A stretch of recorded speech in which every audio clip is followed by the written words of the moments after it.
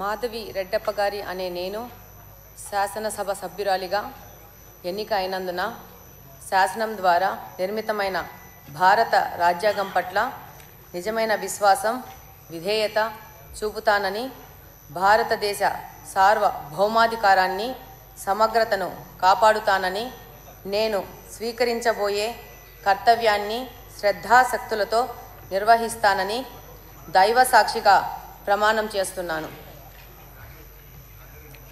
ఆంధ్రప్రదేశ్ శాసనసభ సభ్యురాలినైన మాధవి రెడ్డప్ప గారి అనే నేను సభ నియమాలకు కట్టుబడి ఉంటానని, వాటిని అనుసరిస్తానని, సభ మర్యాదలను పాటిస్తానని, సాంప్రదాయాలను గౌరవిస్తానని దైవ సాక్షిగా ప్రమాణం చేస్తున్నాను.